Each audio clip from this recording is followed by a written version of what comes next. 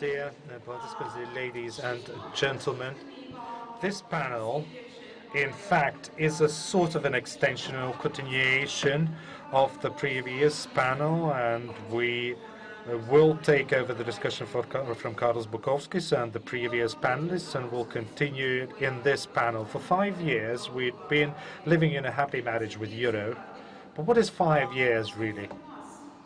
It's a very short span of time, and currently the residents of Latvia are very happy and enjoying the Euro, and all kinds of polls show that. However, the challenge remains, and the challenge is in 5, 10, 15, 100 years we should have the same feelings towards Euro that we have at the moment, and that will to a large extent depend on our future plans. The previous panel, mostly focused on what we expected from Euro and what we got when we switched over to Euro, but we cannot talk about today without trying to look into the future, and the future view was also, given to us by the previous panelists, and we will continue the discussion because our main task in this panel is to think about the future now. Europe is also thinking about future. A year ago, the European Commission launched a wide debate on future of Europe scenarios, and we all actively participated in this public discussion, and all of us have different views as to what the future of Europe should hold for Latvia. And in 2 weeks we will hopefully have a new government here in Latvia, and the new government will be tasked with taking care of the future of our residents, of Latvians, and the future is therefore the main topic of this panel's discussion. So let me introduce the panelists to you.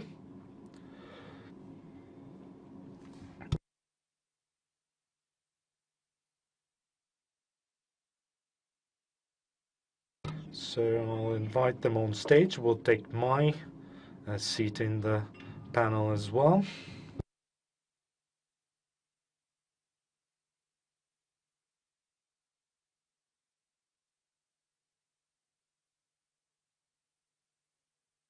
A brief technical pause because I need to understand which mic I should use. Now I know which mic I should use, so we're all set. We all have our mics on us, or clip-on mics on us, or our head mics on us. Let me now introduce to you our first panelist. Not really the first, second, or third. I'm not going to rank them in any particular order, but the first panelist that I would like to introduce is Arnis Sauka, Professor Arnis Sauka. Arnis is one of the few economic analysts, star economists, who is still actively, researching as well. He's very active in the research field because a lot of our economic stars are either employed by big businesses or big banks or public bodies, and very few stick, or remain loyal to their research endeavors. And Arnis is one of the few, loyal researchers or true scientists, if you will, and he's been researching grey economy, and he's been studying tax issues, and he'd been also, which fits into on our panel discussion, he's also competitiveness and productivity. The study, the competitiveness of productivity, has been published by many prominent publications and magazines, journals, and had many articles, and had been cooperating with, prominent and other important international organizations. So this is where I should put, the praise aside and switch over to the subject of the discussion. The previous panelists, or the panel before us, talked about, Euro, how it stabilized our economy and promoted the sustainability or sustainable growth. But that's not all. That's not the only element that makes our economy strong and prosperity-driven. Competitiveness was mentioned a number of times by the previous panelists, and somebody said that probably the Fiscal Discipline Council should also be responsible for the competitiveness, for boosting or promoting competitiveness. However, it seems to me that every institution, every council, every body should do what is expected of them, and we shouldn't expect fiscal discipline to take care of all of our problems or address or bridge all of our gaps. So my question to you is, what should Latvia and Euro area countries or Eurozone countries do in order to promote and strengthen the competitiveness? Because what we're talking about here is that Latvia is growing very rapidly, and we have had a successful year last year, and somebody said that competitiveness is also growing quite quickly, but I can't agree to this statement, because in terms of competitiveness, we're lagging behind quite many European Euro area countries. What do you think about this? Well, thank you, for the wonderful introduction. I didn't know that I was so good myself. However, when it comes to competitiveness, I think this is a topic worth another conference. And academics and scholars are not able to fit their comments in 7-minute slot, because we tend to, go beyond the question and explore, other avenues as well. But the main or the core of this topic is, people. It's all about people, the quality of labor, or quantity of labor, or availability and quality of labor, or skills, in whatever order that may come. It's very difficult, to imagine any sector where the human capital, from the competitiveness point of view, would not play an important role. We don't have the AI there as of yet, so in terms of producing something. Some people are afraid of AI, of course, but who has been driving the innovation? People, labor, workforce, educated workforce with international, expertise. We've been talking about the quality of civil servants, and many civil servants switch to, Fiscal Discipline Council and so on and so forth, and that's been one of the key resources, and we have to have more analytical insight, and you wouldn't like to have analytics generated by a fool, then instead of having bad analytics, you should have something which is decent. You shouldn't trust bad experts or poor experts. However, when it comes to productivity, that has become a buzzword, and Chamber of Commerce and Industry has had several discussions on productivity, and I think that they have shaped this discussion in the right way. We have to be a part of international supply chains in order to boost our productivity. We have to become smarter, and we have to position ourselves better on the international market. It again boils down to people, and it's not going to be a computer or fiscal policy that will determine the competitiveness or the productivity of our companies. And I could go on forever, literally, talking about this. And I come from academic community or academic circles, and you would expect from me to talk about smart people and universities giving us a smart and educated workforce in order to make those things that I mentioned, to put those things in place that we need for the better competitiveness in place. But it's not only the responsibility of higher education institutions. We also need skills that are provided, by the employers through dual training and all sorts of, additional training. That is all very, very essential, very important. There's a long way for Latvia to go to achieve that, to ride there, to deliver on that. And we have, again, inward-oriented science in many sectors, but that's not a sort of a 7-minute discussion. And this is something that Europe as well has to do, to address these challenges. There are quite many of them. Not only us have to think about education, because it's constantly changing. What Chinese are doing in this regard is absolutely astonishing and amazing. And I mean, they have a lot of good things that we should transfer to Europe as well. When it comes to competitiveness, there's another interesting aspect, infrastructure aspect. Infrastructure in a sort of a broader sense of the word. Quite often when you have a scholarly discussion or when you have policymaker discussion or the policymaker business discussion, we hear, a question, about the priorities of the government, which sectors do you prioritize, which measures do you prioritize, and quite often I should say that this discussion is sidetracked, if you will, is going in the wrong direction. How can government or we ourselves know what is going to happen in 10, 15 years from now? Somebody mentioned drones in the previous panel, that drones will be delivering, food and so on and so forth. 20 years ago, nobody knew what drones are, or nobody expected drones. If we didn't prioritize drones in 20 years ago, 2 decades ago, that doesn't mean that the drones will not come about after 2 decades. And, smart people created those drones, again, talking about smart people. And I think that Mr. Endziņš and Madam Enģelsone from the Employers Confederation, from the Chamber of Commerce and Industry will also say is that, what we expect from the policymakers is, proper infrastructure, environment, which is enabling innovation, enabling commercialization of the ideas, a predictable, stable environment, infrastructure with all the necessary hard infrastructure that enables companies to develop, to become global, to grow, environment that is convenient for the residents, for the people, healthy, and that's what businesses and countries and Europe needs all together as a whole. And the third issue that I would like to bring up in this discussion when talking about the boost of competitiveness is something that we've been lately discussing to great extents, which again is related to honesty, is eradication of the corruption and the grey economy, or push back on the grey economy. We can grow as fast as we wish, and we can have smart people, in particular sectors. But if our country is, going in towards, destruction, if it is destroying itself through corruption, even smart people with good resources will achieve nothing, will yield nothing, and their efforts will come to nothing.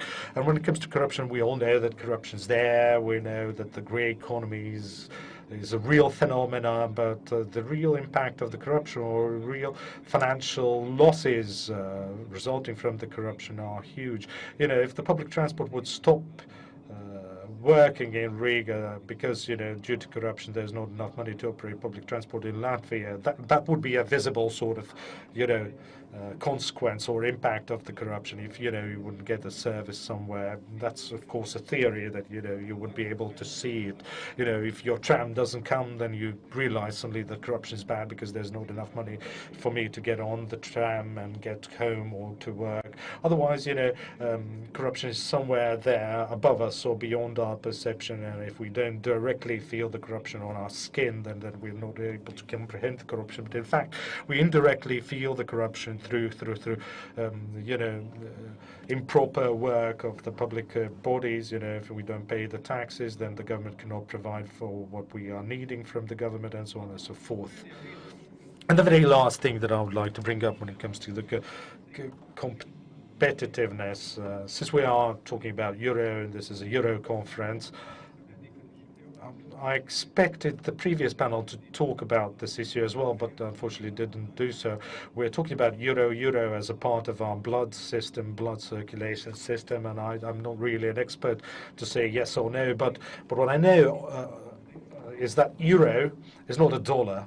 We shouldn't equate it to dollar in any way or compare it to dollar. And, Europe is, of course, not United States either. I'm not saying it's bad or good, but, if Euro as, the sort of a blood supply for the economy is very important, and it would be nicer if Euro would have better coverage. And if it would have some sort of a monitoring unit, just like, for the dollar, there's a sort of a reserve system that can either bail out the dollar or help it and promote it. And that, again, is linked to the competitiveness. The Euro should be strengthened by greater monitoring and greater supervision, and that is also what, our future depends on, how to make sure that Euro has better coverage and is better controlled. And we were approximating, in terms of strength, the dollar when it comes to Euro. That was a very interesting idea about one more controlling institution. Perhaps you could specify the European Central Bank is not coping with this role. Is there anything else that's needed? Well, we should not be criticizing the European Central Bank on the 5th birthday or anniversary of euro in Latvia, but we know that the European Central Bank has a different functions than the Federal Reserve Bank in the United States. We have to be aware of it. They control it in a different way, and the coverage and the impact is different.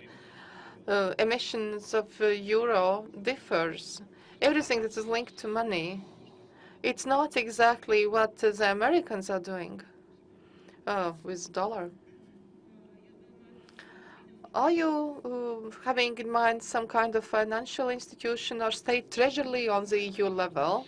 Well, I believe that if the United States have problems that can be dealt with through these monetary financial issues, but they have one institution which is deciding on emissions of money or limiting or restricting one institution. But in the European Union, when some kind of decisions are required, then Germany has to agree with France and so on. Of course, there are some institutions which are coordinating and these negotiations. But of course, we know that the EU is a different institution, a different structure than the United States. But that's why I believe the euro is not as secure as it could be in the future. So in the future, we have to move towards federal Europe, more or less so. Well, it's better to ask someone who is smarter than I am. But what's your opinion? Would this be the correct path, greater integration and the final aim, federation, European federation, which could perhaps also learn something from the United States, which is a federal country?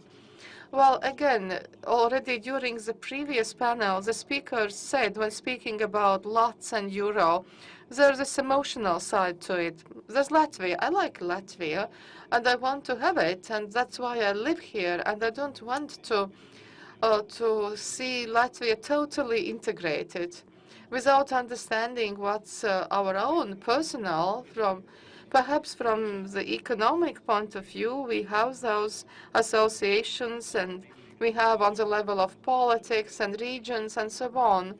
And then they again disintegrate and then again reunite in some other shape and form. It's very hard to tell. But that's really one of the directions that has been discussed by the European Commission, and you know that very well.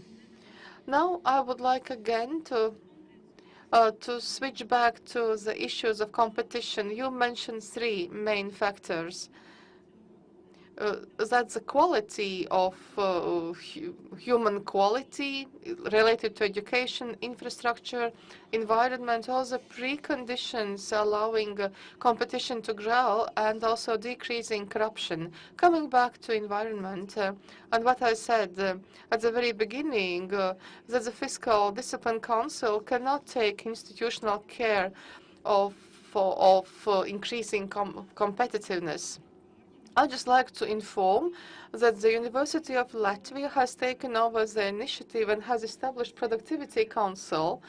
And as Arnis Sauka is also a member of the council, but you have not yet put it in your CV. Well, I haven't updated my CV.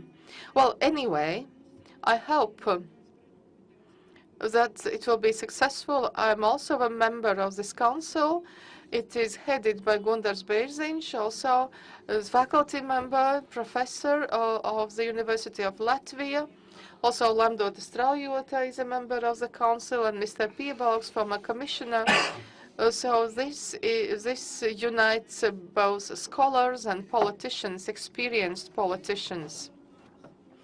I hope that we will take a step towards improving competitiveness and productivity. But now let's move to the keyword productivity. And here, at this point, I would like to involve in the discussion Jānis Endziņš. Jānis Endziņš is very well known to all of us. He is the chairman of the Latvian Chamber of Commerce and Industry with very extensive experience in all kinds of fields. But also, I read that the mandate of your chamber is promoting productivity in Latvia. So, what's your opinion? Which could be the main factors? What should be done to promote productivity? And what would you expect from our Productivity Council? First of all, I have to thank you for the question. Probably Madam Šteinbuka had heard that the Latvian Chamber of Commerce and Industry, like an old record, had been going on and on for 5 or 6 years, that only there should be 2 key questions for Latvian economy, export and productivity. And now, finally, I get the feeling that it has been widely recognized. Now, about the Eurozone and Latvia, of course, there are some shared problems that have to be dealt with in the Eurozone and also in Latvia. But I will take the vantage point of Latvia to look at these matters. In Latvian context, the most important thing for us currently is to catch up, let's say, or to reach the average temperature of the European productivity. And I tried to simplify this. Basically, well, Latvians always say there are 3 good things. And also, we need 3 good things with respect to productivity. The first one that we need is better sales. Well, if we just sell domestically, we cannot sell for that good price, knowing the general level of prosperity. But the good news is the world is big and there are more prosperous countries in Europe. And of course, our trade in the Eurozone country is very important. And yet we have to reinforce export, both in the context of goods and in services. And so in the context of services, for Latvia, it would be very important to eliminate all barriers that we have with respect to exporting services. For example, exporting higher education and also in other fields. And as regards exporting goods to other countries, the greatest challenge that we have, and which was mentioned by Mr. Sauka, is the following. We are exporting, but we are on a very low level in this food chain or in the whole system, in the total system. And that's a great challenge. We sometimes produce very good things, very high-quality things, but with private label, and the big money stays in other countries, not here. And that happens in many, many industries. Probably we should invest more resources and energy to develop our own labels, to develop our abilities and skills to sell our goods with our own labels. Currently, we know very well of this, that for Latvia, Eurozone development and stability is important. If everything is fine with Europe, everything is fine with us. If anything goes wrong there, we will also feel the consequences. We won't be able to influence the situation. So, number 1, better sales. The second good thing that we need would be a better product. Probably, if we look at the average temperature in Latvian business, for majority of us, I might say we need a better product, a better with more but higher added value. Of course, it's easier said than done. But here we have a number of key questions. I hope that these will be put on the agenda of the new government. One thing that was mentioned already a couple of times, we have to be strong, effective, involving innovation system. And we really should place bridges, business science, business design, business inventor. We have really to build those bridges, but we have great challenges here. A very good thing was done last year. the rate for reinvested profit was changed, and this will really, I hope, serve as an incentive for the businesses to invest in development. And I hope that also the public sector will invest in R&D. To a large extent, we are getting resources from EU funds, but of course, EU funds will be decreasing. And then that's the question: what's going to happen with our investments? And number three, or the third one of those three good things, that would be better production costs. It's not a secret that historically we have been a country where we have been trying to retain our competitiveness with lower labor costs.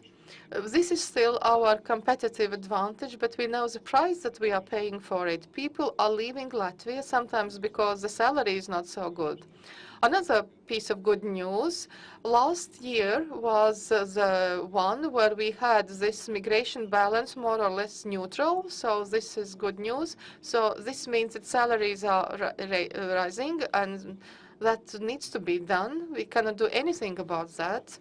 But we have to do something about labor taxes. And if we want to get more productive companies here able to pay good salaries by establishing the highest personal income tax, I don't think this is possible. And the next point, we have to think about competitive electricity costs.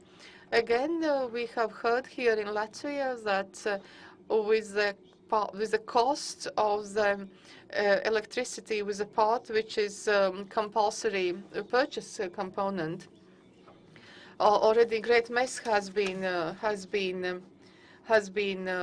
created, and also transmission costs are higher than in the countries that we compete with.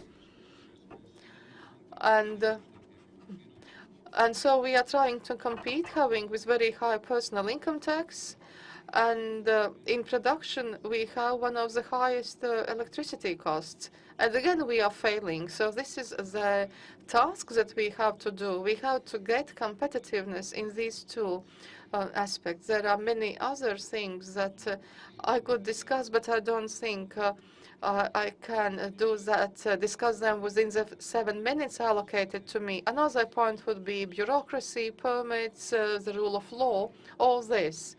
Well, in general for Europe, but also for Latvia, three good things: better sales, better products, and better production costs. And then we will all live better. Thank you.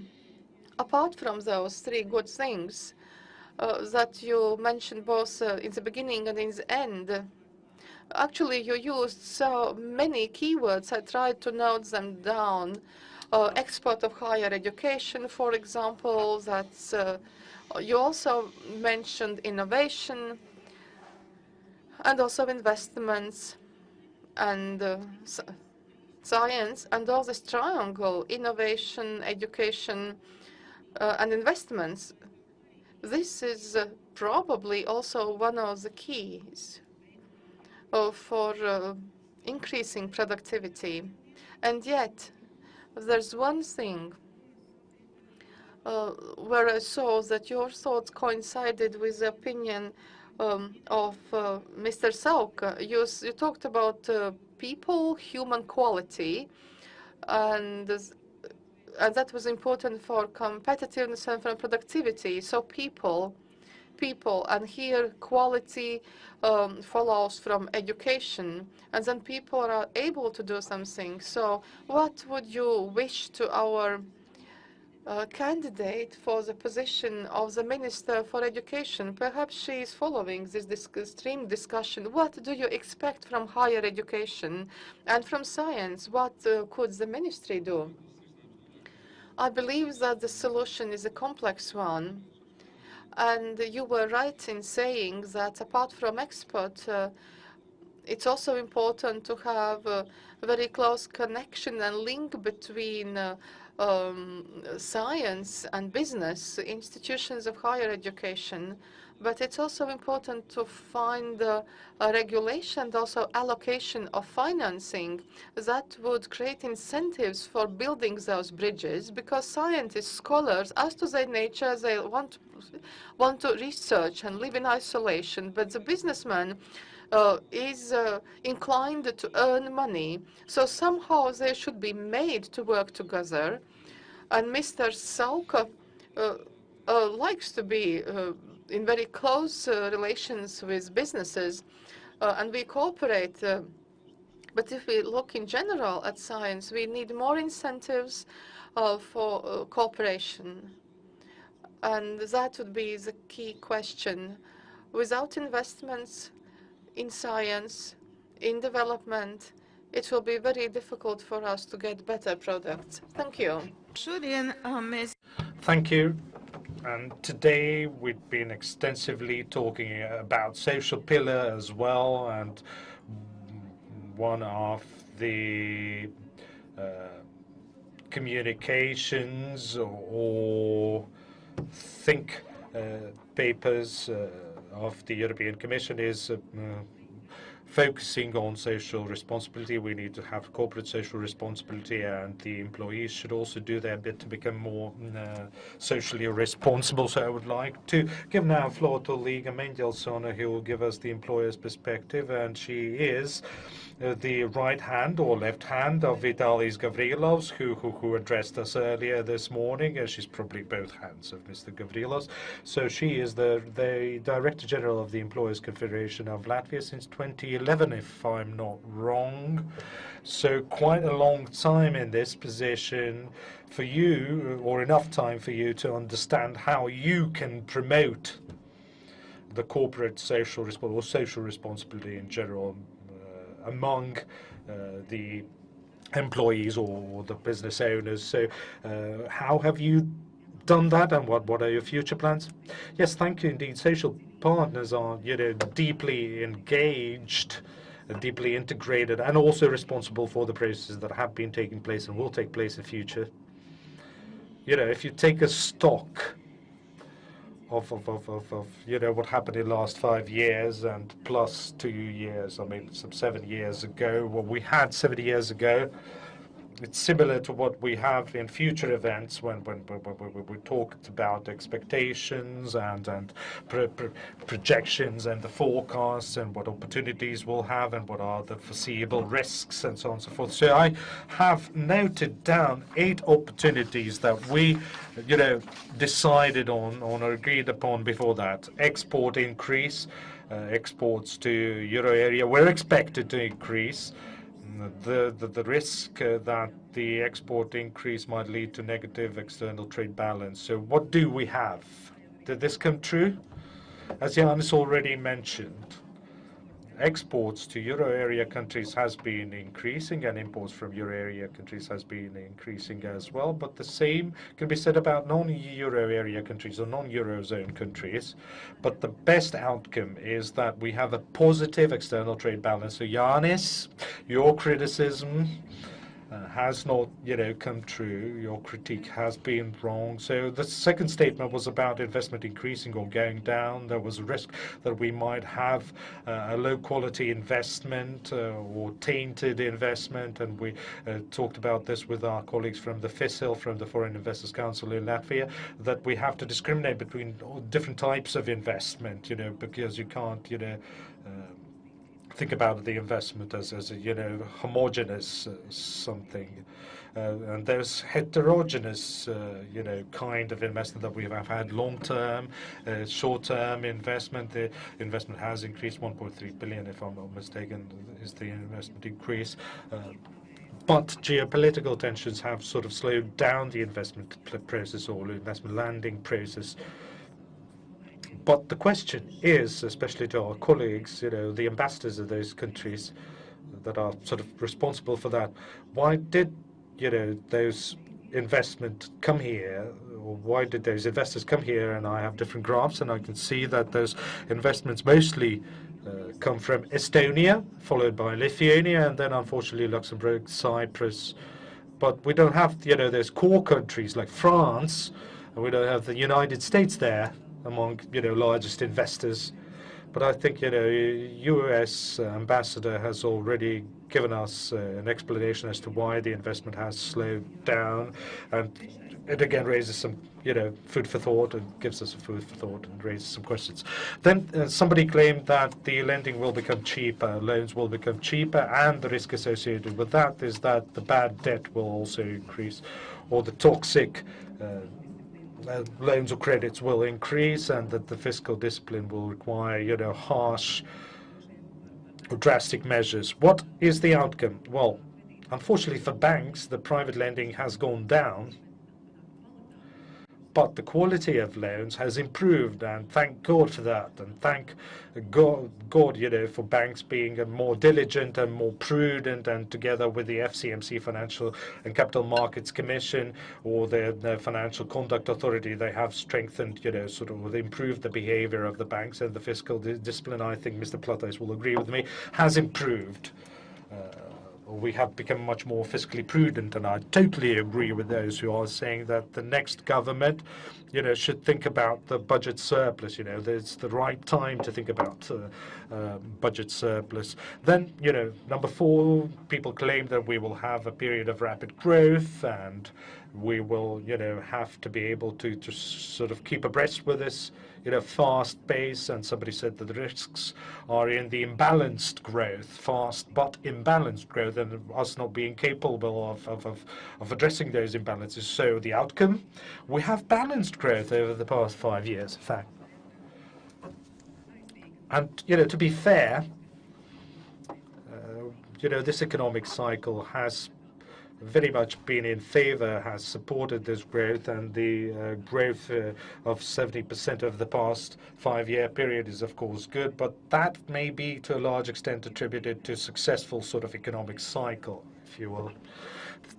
The Promise 5, or the Statement number 5, being part of the club, an acknowledged or a respected club, and skeptics said that the main risk or the threat is that our contributions to the Stability Fund will be too big and will not have, expected returns. So how much have we paid? 220 million into the Stability Fund, into the Stability Mechanism. I don't see anybody from the State Treasury here, but they could confirm that the savings that we have generated over the 5 years is 350 million. So in here we are sort of on the plus side, if you will.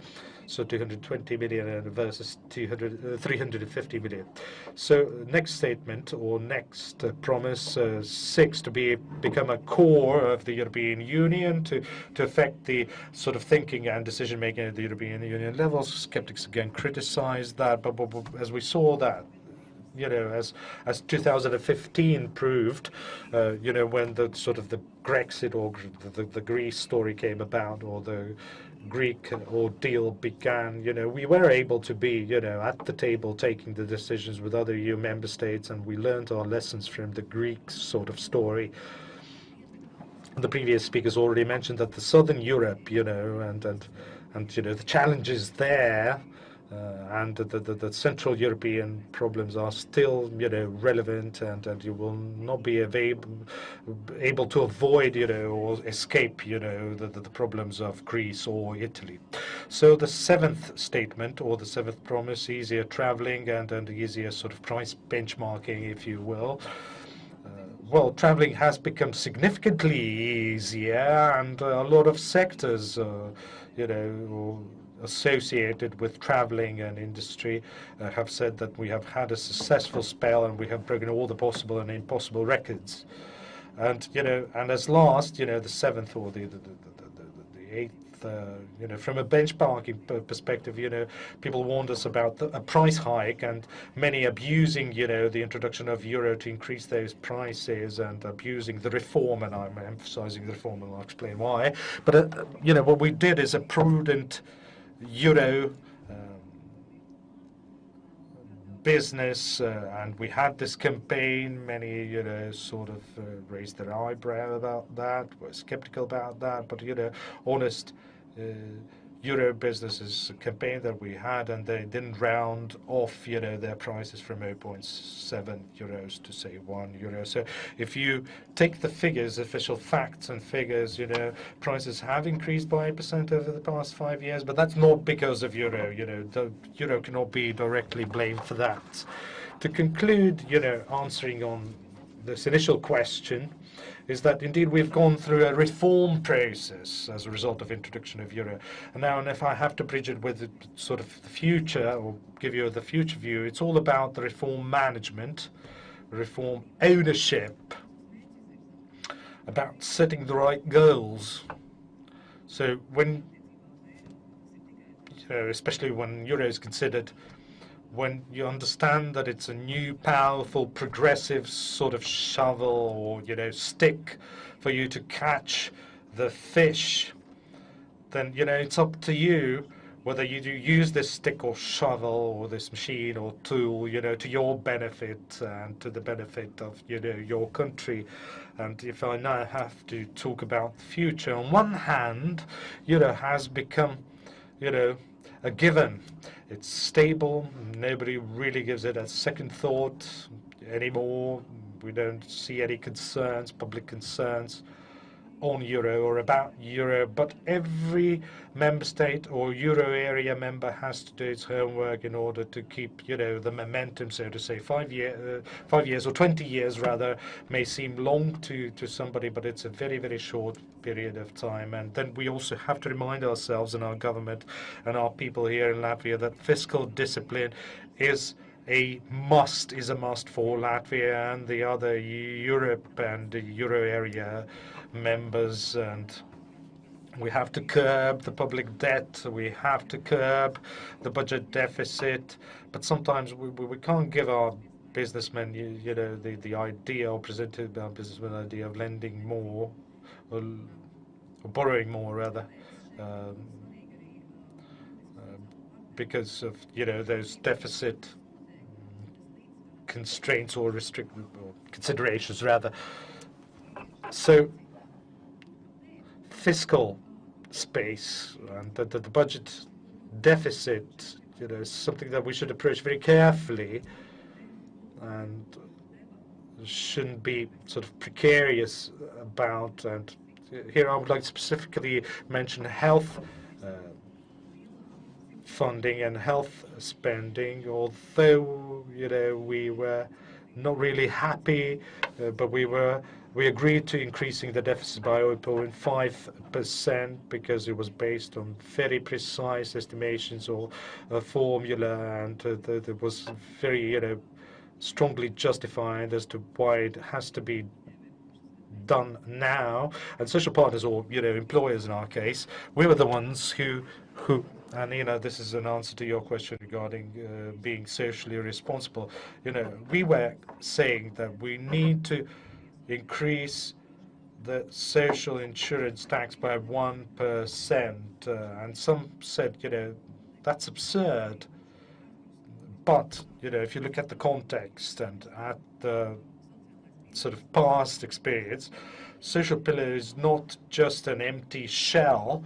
Latvia has to also contribute to social pillar. If a social safety net disappears and if people are not confident in their future, about their health condition in future, what do? They buy a one-way ticket away from here.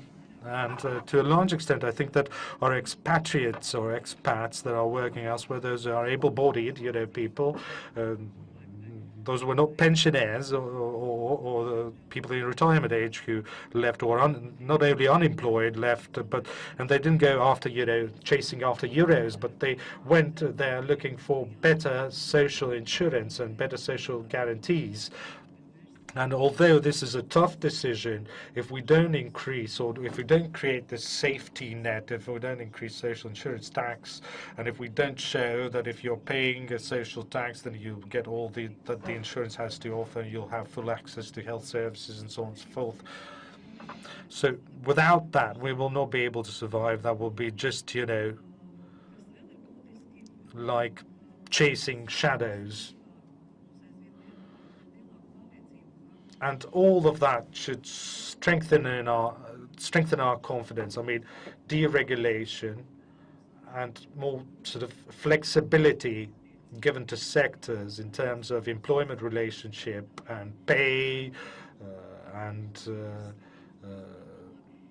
extra hours and sickness leave or sickness pay and so on and so forth should be, addressed here, similar to what other European countries do. And if we adopt, common practices in Europe, then collective bargaining is the way forward, and that collective agreements is the way forward. And as our German colleagues mentioned, the stronger the populists and extremists are in Germany, the more important collective agreements are, because that is the only sort of counterforce, way to counter the populism, and that's the only reliable thing, minimum wage, GMI, and extra hours are paid that way, extra work's paid that way. It's like, tram, everybody wants to have something at the end of the month in their wallet, and if they don't get it, then they, resort to the fourth freedom. They just, move to another country in Europe where they can not only earn a decent wage, but can also feel confident in the safety, health, and security of their family and themselves. And so social responsibility indeed is all about, very concrete measures, very concrete tax measures, and also depends on the subsidiarity, and where possible, decisions have to be made locally. Thank you, Līga. That was a whole presentation, a report given on a multitude of topics, but I also received an answer to my question.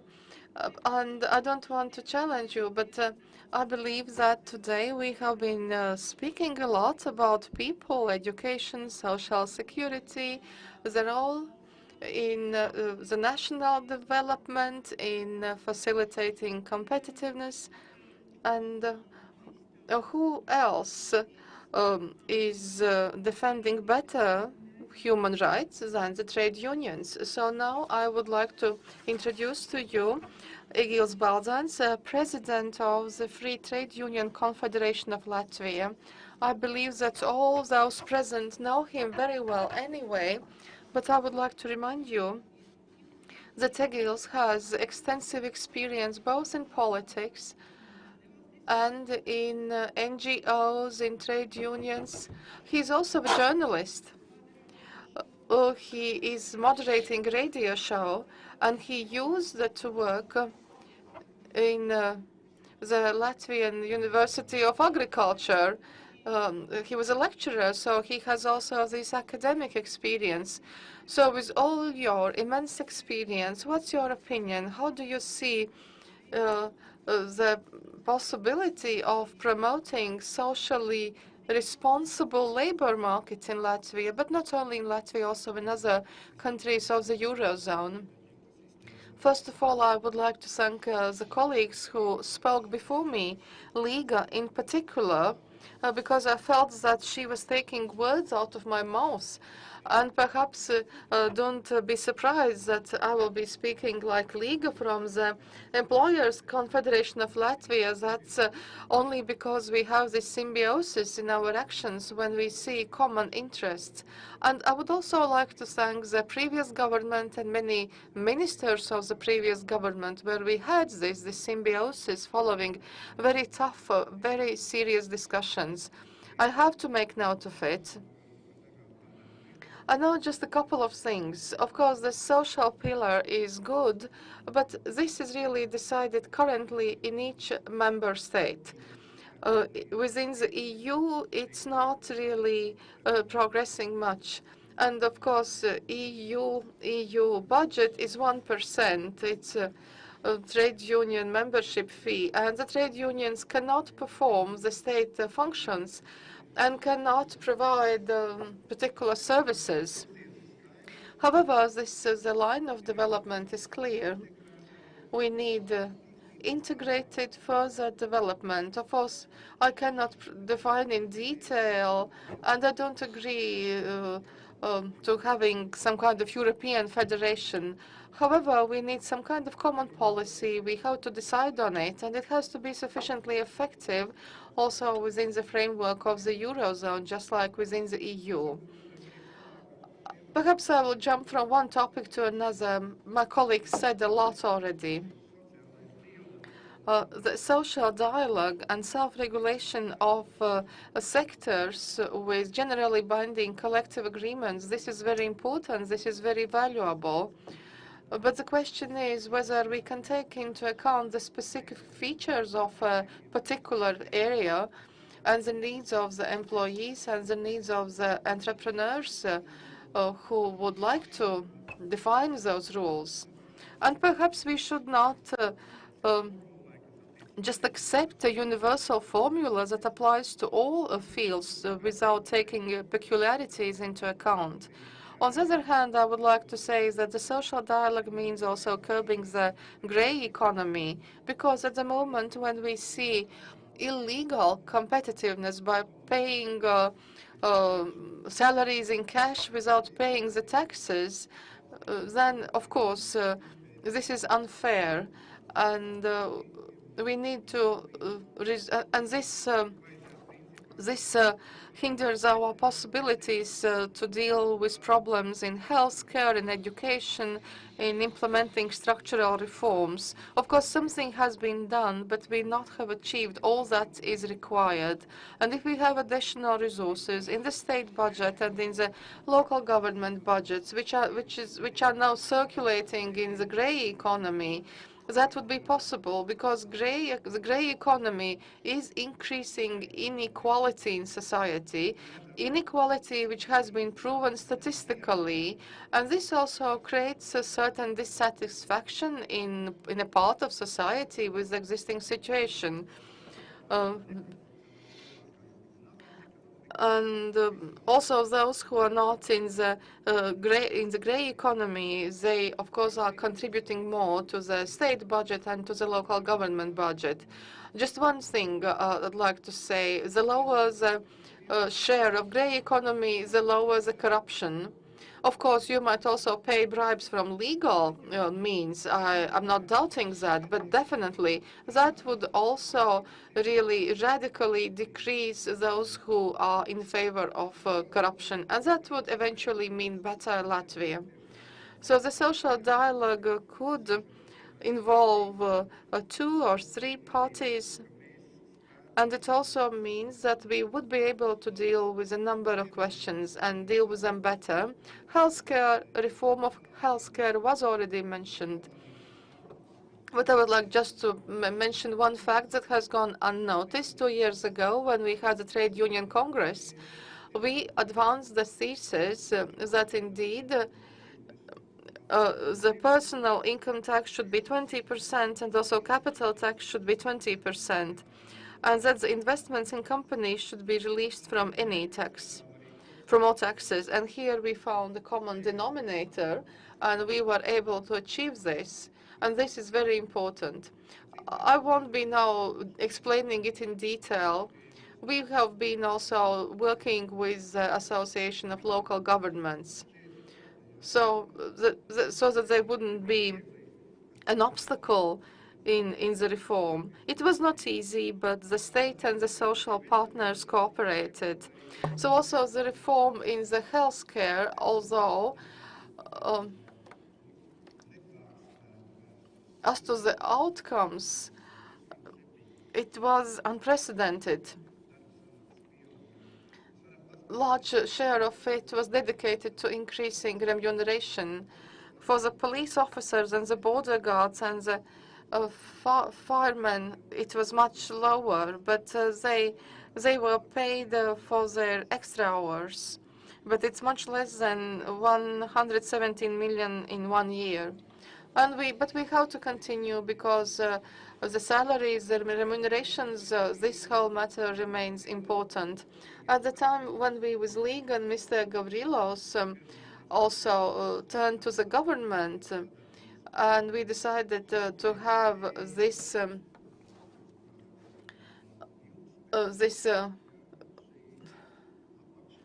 sub-council on competition and sustainability, and this has been established, and it will also give its own contribution, just like other councils. I believe that the opinion of social partners is sufficiently important so that decisions that are needed and are good for society could be adopted.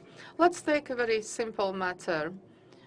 Mr. Macron made his offer, but he was very unsuccessful. He failed in social dialogue. He was only taking these two sides, and so we saw the rise of such movements. That's because those people felt unaddressed. They felt that no agreement had been reached with them. So perhaps this program should have been a little bit different. So I would say that you cannot work or develop some kind of integrated European Union or the Eurozone if at the same time we are unable to integrate the national policy. Now the next point about productivity. Let's look very carefully at the official data from the EU. Let's do purchasing parity power and labor costs in Latvia. In 2017, Eurostat data, it's 44.75. That's unprecedentedly high. GDP also in 2017, 67%, and productivity per capita, per employee per hour, 67.2. So this is quite high.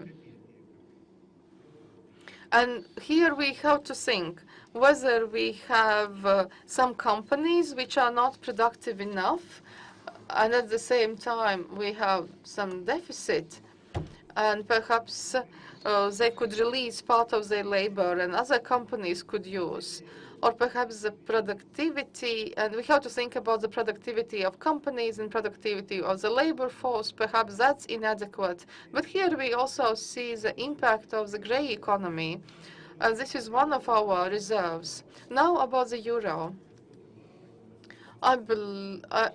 I would like to praise Mr. Dombrovskis that he have really taken a very strong stance together with the Commission against those excessiveness of Italy.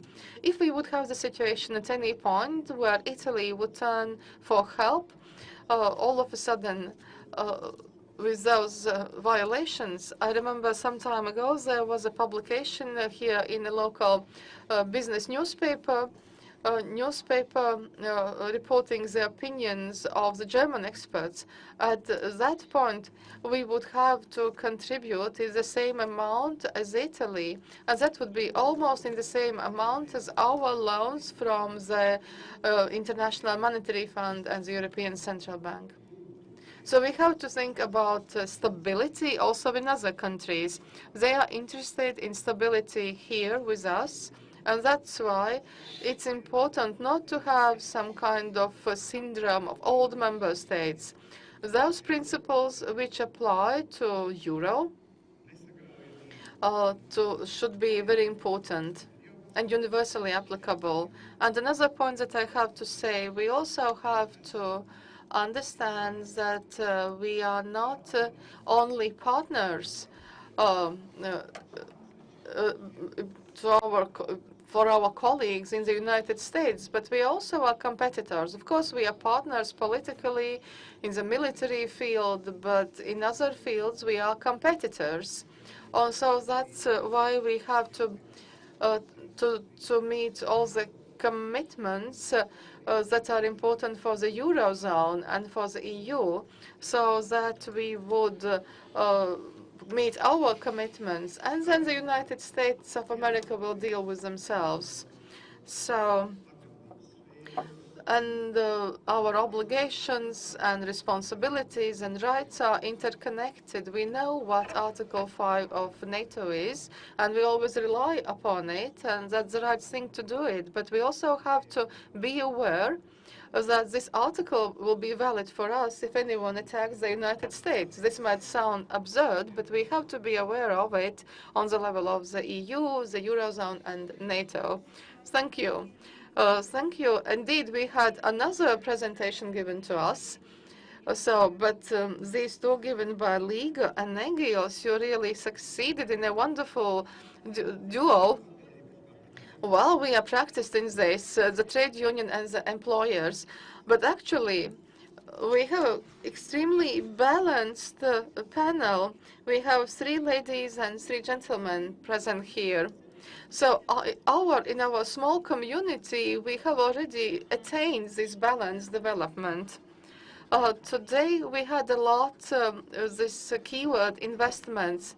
Jānis Ošlejs, whom we kept quoting, he also was showing us figures proving that investments are coming, but they are not from the countries where we would like them to come. We were also saying that investments are prerequisite for innovations and for further growth. And here we have now Marta Jaksona. I would like to express her opinion and to provide her view on the future of investments and where we could expect investments coming from and what we should do. But before you answer, I would just like to note that Marta has immense experience in working in international institutions. British Embassy, UNDP in New York was responsible for human development report, and she already for quite some time has been in a very responsible position at the Foreign Investors Council. So Marta, please, the floor is yours. From the participants of the previous panel, we already heard that when it comes to foreign investment, those expectations have not been delivered upon or have not been met. I mean, we expected a faster and bigger influx of FDI, but the foreign investors that are here in Latvia, they very much appreciate our membership of the Euro area and our membership in other international organizations. So this is a sort of a pretext to what I'm going to say, and that is, sort of our membership is a sort of a guarantee of stability. But last year, during the High Council meeting between the FISL and the government of Latvia, we talked about trust, building trust between the government and the businesses and the trust in general. And if you look at the polling results, you can see that people do not trust the government, do not trust the politicians. Politicians and the government does not have the trust of people necessary to implement important, vital structural reforms. There were corruption scandals last year, and the financial sector was also affected by a rather deep crisis, which again tarnished the trust and also tainted our international image as a country. So what should we do? Well, there are very specific things that we need to do and very specific sort of outcomes. And let me sort of group them in 4 different distinct groups, and it will sort of overlap with what Mr. Sauka said about the competitiveness. So it's about justice, corruption, and the financial sector, or the judicial sector, financial sector, and the corruption. A lot has been done in the recent 2 years to bring the insolvency practices or put the insolvency practices in shape. That is very good, but that needs to be continued, and one of the main tasks of the government, or it should be high at the government agenda, is the money val recommendations. And there's very little time left, in fact, until summer, and by summer and autumn we have to be able to demonstrate not only our ability to plan, but our ability to deliver on plans for the implementation of the money val recommendations. The second group is focusing on is about labor, availability of labor. We have a labor shortage. We have 57,000 registered unemployed, but their skills and competencies do not meet the labour market needs and expectations of what we should do about bridging this gap is something that the government has to think about. Smart migration is probably a way out of this, trap. Maybe we can bring the workforce from third countries as well. Now, the third group is third group of issues is about digitalization. We have one of the fastest, broadband internet connections in the world. On the other hand, in Commission DC index, we are ranked 19th. So we're among those countries that have showed moderate progress or have ranked, or have showed mediocre progress. So labor market, demographics, we should have faster digitalization or faster transition or digital transformation rather. And to conclude, then the last sort of group of issues that we need to address is stability and predictability, or reliability, if you will. Something that I would like to specifically underline as we're amidst the process of forming a new government. Last year, the tax reform was completed, or the first year of tax reform was completed, so we'll be able to take a stock of the impact of the tax reforms. Foreign investors have very different views on the tax reform. Some say that this is the best reform ever. Some say that this is the worst reform ever. However, generally speaking, I should say that the new government should not be, thinking outright, or right from the start about tax raising or tax reform. They should probably, test the existing or current system, see what kind of impact it has, and what financial statements say and what business owners say, and only then, probably think about next steps, and should probably first focus on education, health, regional development, so on and so forth, before, going over to taxes. Well, thank you, Marta, and now I'd like to get all of you involved in the discussion. Think about questions, think about comments to panelists. So while you're thinking, I'll start by asking first question, and then we'll see whether any hands are raised and whether any questions can be asked to the panelists. So my first question to all of the panelists here is as follows. We've been talking about social dialogue quite extensively today, and we have Valdis Dombrovskis, who's the commissioner responsible for social dialogue, with us today and was here yesterday. So what do you think? How should the engagement of social partners be increased, especially from the EMU strengthening point of view?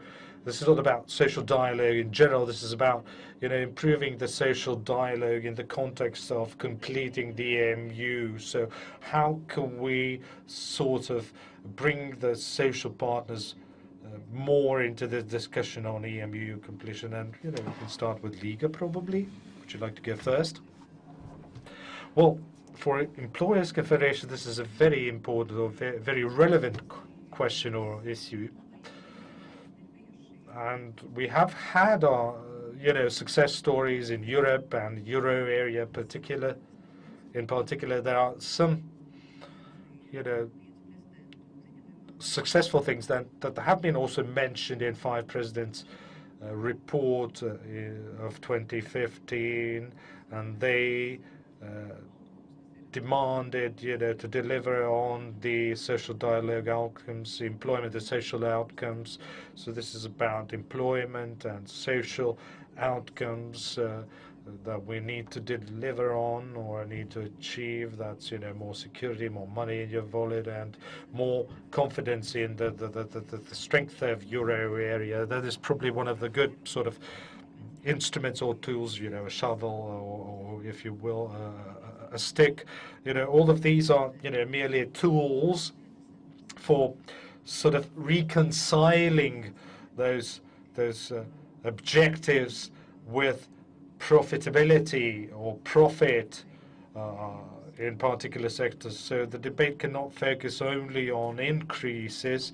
We must think about the sort of the cost side of that story and have to reconcile, those costs with those increases, and both sort of sides or stakeholders have to be on board, because this, collective bargaining process is indeed about bargaining or haggling, where one says 2, the other one says 1.5, and then you come to a consensus or some kind of a compromise, and only then the sort of the white smoke appears, so to say. Only when the trade union in a particular profession, where they agree how much sort of they're willing to raise the minimum conditions or other social conditions, only then, when they agree with their government partners, it can be announced to the general public, to see whether it meets the expectations of the general public. And then the government accepts, that's what the sector and the trade unions have agreed about.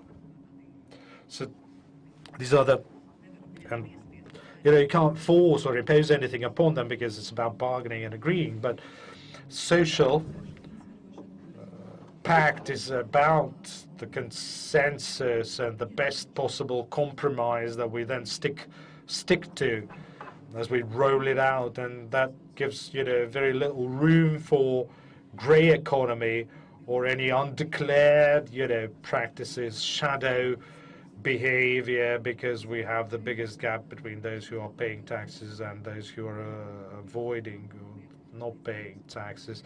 So this social dialogue must replicate what Belgium did in 1986, when Belgium very clearly announced that when it comes to monetary and social policy, all of that will be a result of the social bargaining, and as a result of that, they got wonderful social insurance. Egīls, what about you? Well, on behalf of the Latvian Free Trade Union Confederation, I should say that, those councils are very good. Let's take, for example, Ministry of Finance, Jānis and Andrēs Necozo always, attended, regularly attended those development councils or cooperation platforms, and that was a, great, push to achieve more. You can have the best civil servants on the other side of the table, but civil servants are always thinking about, the position of the political leadership. But if you, again, reconcile all those elements, if you bring together, integrate all those elements, then you have better outcomes and you're able to deliver better, because the same goes out for the government. One minister can achieve only as much as one minister can do, really.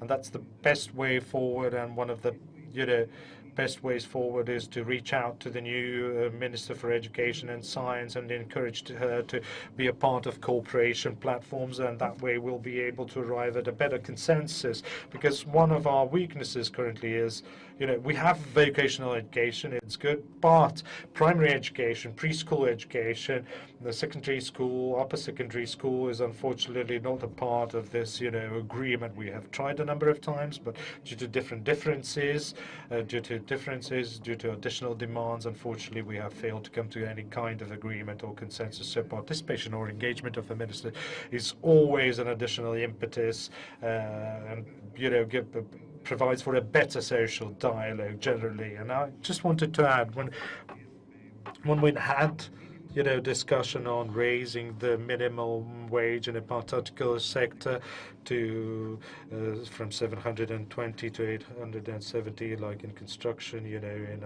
unskilled labor, which is the sort of national average. But you can, consult statistics to see that. We've discussed this with the president, and we will try to also come up with a clearer position on our behalf as well. But what I wanted to underline is that any trade-offs that are made on the both sides in order to arrive at the agreement have been appreciated by the European Trade Union Confederation, have been supported by the European Trade Union organizations, and any accusations of us back-channeling or back-dealing or, making unnecessary compromises at the expense of the employees or workers are not true. It's not only about employers imposing something on employees, it's also about employers giving something to the employees. But we have to be, again, sensible about what we can do, and there has to be a strong synergy between both sides as well. So, Jānis, would you like to add anything? I have the microphone, thank you. I don't need the portable microphone. Just, a couple of things that I would like to add to this discussion. We're talking about social dialogue. Essentially, social dialogue is, attempting to reconcile the employers' interests, which is represented by the Employers' Confederation here in Latvia and in Europe, and the trade unions. And it is a sort of a perfect balance between the interests of both, where, employees have, one set of interests and the employers have a different set of interests. But there are issues that go beyond the sort of scope of the social dialogue, and here in Latvia generally and in Europe generally, what we should have, or we should, focus more is on how to, grow, how to boost the competitiveness of Europe compared to other regions of the world like the United States, China, and if you look at the OECD studies, you can see that in Europe the middle class is depleting compared to the United States and compared to Asia, and this is a sort of a long-term problem that we will have to be sort of battling or fighting for a longer time. And this brings us back to the beginning of our discussion, how to boost the regional competitiveness, how to make productivity gains, or how to achieve productivity gains, and how to become much more competitive. And if we go back to social dialogue, string it with a social dialogue, the Latvian Chamber of Commerce and Industry as the main representative of the business community is not one of the social partners. Of course, we are not complaining because we are not really, being asked to do anything, but we are not a part of the social dialogue. We're not a social partner, and we should have a discussion which is more focused on growth, on development, and social order, and social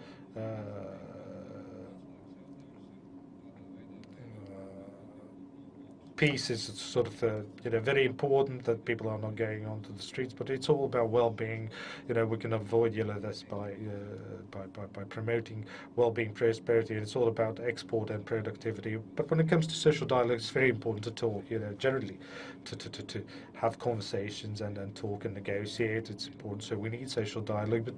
But it's also important to think about or remember about the quality of the dialogue, not only listening, but also, hearing what the other side has to say is very important, and using, arguments or, argumenting your opinion is very important, so that this discussion will be based not on a revolutionary conviction or feelings or sentiments, but more on the statistics and analytics, and that way we'll be able to boost our competitiveness and productivity. Thank you. Very briefly, I believe that the social dialogue in the context of economic and monetary union, that's a major European value. It is indeed, and it should not be underestimated. And also the neither the Foreign Investors Council is a social partner, but we actively express our opinion also in the framework of European semester. And I recall all those discussions at the representation of the European Commission here in Riga, which is crowded always when so many NGOs are represented. Associations and unions who come with their own positions prepared. So I believe this is a major value and it should not be underestimated. Well, what else is there to say? I believe people are really now already waiting the lunch. Just one point, that the Fiscal Discipline Council should perhaps also turn to the competitiveness, not only think about fiscal discipline, especially in the context of social dialogue. Well, if we really want to achieve competitiveness, we have to understand that we sometimes move towards in isolation in our own institutions. We have our own ideas, our aims, and then, of course, there are some assessment criteria which differ in academic environment, in politics, and in business. Now, let's take the level of policy making. Indeed, there is a meaning for fiscal council to maintain this fiscal discipline, but it would not be bad at all if the fiscal council could look at it not only as a fiscal accountant, but also as a managerial accountant. And I believe that also people from the European Commission and Latvian politicians would agree to what I'm saying. If we want to make Latvia competitive, it should be understood as an overarching aim, which we have to achieve all of us together, by each of us doing our own jobs. By, for example, abiding by fiscal discipline or reaching academic success, each in our own ways. But we have to do that together. And if the social dialogue could promote it, and as being a go-between, then the social dialogue should be there, and we should even expand it. And we have social dialogue in Latvia, and it is developing. I think we are even a good role model for other countries in this respect. Of course, we can reprimand the previous government because of many things, but they did a very good job in becoming involved in the social dialogue. We would be very happy to see the next government continuing this dialogue, and perhaps even perhaps implementing more of what has been discussing. So we would expect the new government to be involved as well. Thank you. Actually, indeed, we are running out of time. If anyone has a question or a comment from the floor, that's all we can afford. Oh, indeed, we have one question. That's Akule Providus, Associated Researcher, and also a member of Foreign Policy Council. I would like to thank you for this very interesting panel discussion. It's a comment and perhaps a question if we have time for it. We were talking about structural reforms and social dialogue, but what I lacked sort of taking a more global level, where the Eurozone and Europe has its own role. For example, Europe is leader in green policies and climate change. Here, Europe has the role of a pioneer and a leader, and if we look at promoting competitiveness and comparison with other countries or with other regions, then definitely also residents in Latvia and also in other European countries appreciate this, that we have this social protection model, or much better social protection compared, for example, to the United States. And what the European leaders have been saying, and also Latvian leaders, this inclusive growth, which was not mentioned that often here, because we shouldn't repeat this fast growth policy that we had before the crisis. We should not repeat the mistakes that we've made. I would be happy perhaps to hear more mention of sustainability. Thank you for your comment. I would like to thank all the participants of the panel for this very meaningful discussion. And we came to the conclusion that the euro is not a miracle cure for all. It's a precondition. We are happy to be in the eurozone, but we are thinking about the future.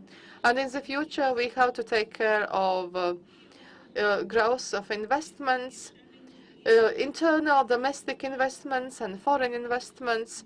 We have to take care of productivity and increasing competitiveness, and we cannot forget that a person is in the center of all it.